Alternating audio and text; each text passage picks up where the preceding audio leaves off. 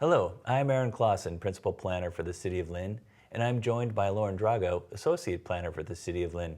And today we're going to share what's in the city's comprehensive plan, Vision Lynn.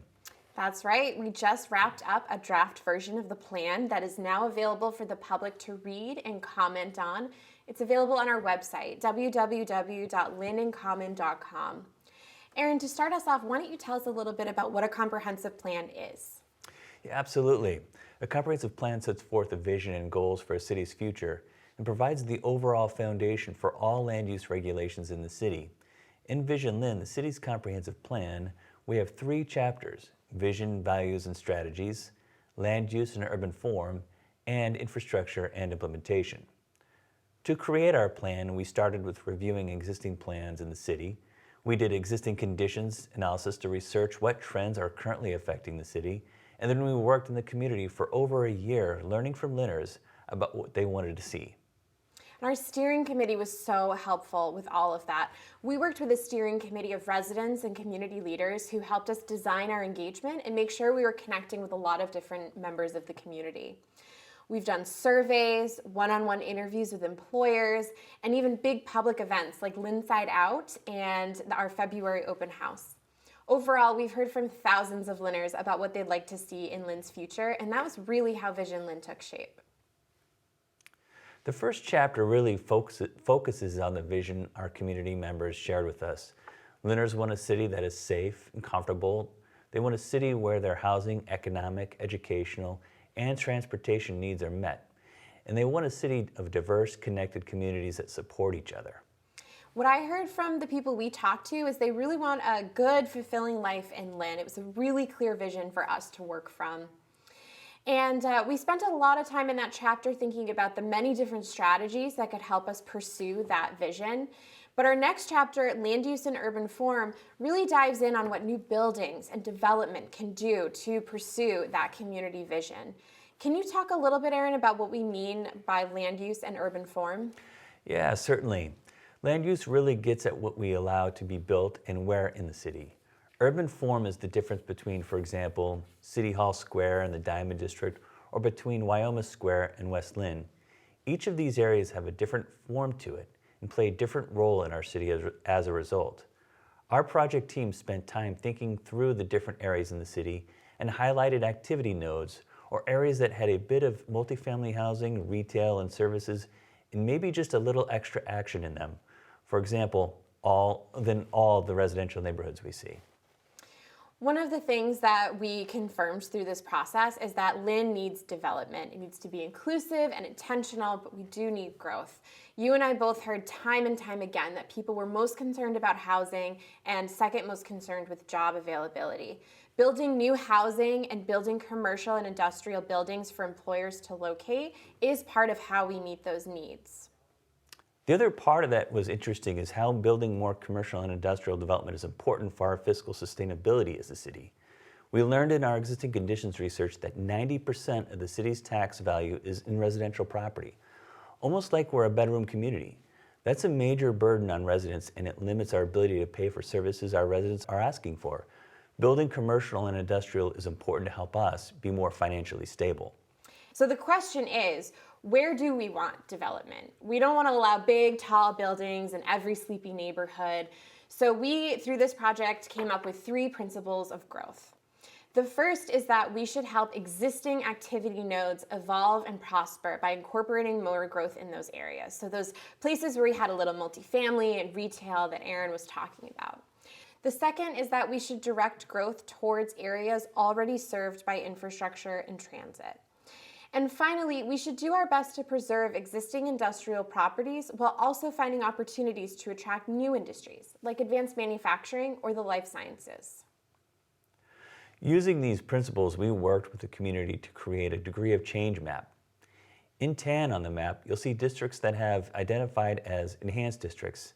These are places that we want to enhance without changing what kind of place they are. For example, downtown, which we want to enhance, but we also believe it should stay the same as a dense urban center that we currently love. The orange areas are transform areas, and these are neighborhoods that we want to really rethink. The waterfront is a clear example here of a place that Lynners want to see totally redeveloped in the next 20 years. Can you talk us through the other transformed districts? Yeah, absolutely. We also propose a portion of Western Avenue, which is mostly industrial and retail, to be transformed. We still want to preserve industrial uses, but we think there are opportunities for major improvement there. We're also proposing Boston Street as a transformed district. We're not expecting any change there in the short term, but if development starts happening, we want to sit down with the community and really rethink that portion of the retail strip. And what about the rest of the map? The rest is considered a maintain area. We're not proposing major change in these areas, but there still is work to be done to maintain and ensure that we have a high quality of life. Maybe some growth is going to take place there, but if there is any growth, it's going to be very consistent with that character of that place. Makes sense. And for folks who are curious about this and interested in learning more about what we mean by transform and enhance districts, you can see in the plan 2 examples. We worked with our consultants to look more closely at Market Square by Market Basket, which is an enhanced district, and the Gearworks site, which is in the Waterfront Transformed District, to explore what this could look like. The final part of the plan is infrastructure and implementation. Do you want to talk a little bit about that? Sure. So we've been talking about new development and intentional growth here in Lynn, and we have been strategic about making sure that it matches our community vision and that we are particular about where we want that growth to happen. But new development still means infrastructure needs. We need the roads, transit, water, and municipal systems and services to support new residents as well as existing residents. The infrastructure chapter dives into all of these topics in detail, covering what current initiatives are already happening and what we will need to do in the future. So if you're really interested in schools, for example, you can read the section about education and the relationship between new housing and our school system, and what some of the next major priorities are to ensure that Lynn Public Schools is ready to support our resident families. Right. The goal here is to have development solve our problems, not make new ones. Exactly. Finally, the chapter ends with our short-term priorities. Vision Lynn is a long-term 20-year plan, but we think there are a few things we can tackle in the next 5 years. The first are specific to geographic areas. We want to move forward with the waterfront transformation. We also want to continue enhancing our downtown. And we want to start laying the groundwork for an enhanced Market Square by researching how to improve the traffic circulation there and make it safer for pedestrians. Another big short-term priority for our team will be the zoning overhaul. Our zoning code is a big piece of how we regulate who gets to build what and where, and with an adopted comprehensive plan, it would be a good time to revisit our zoning code.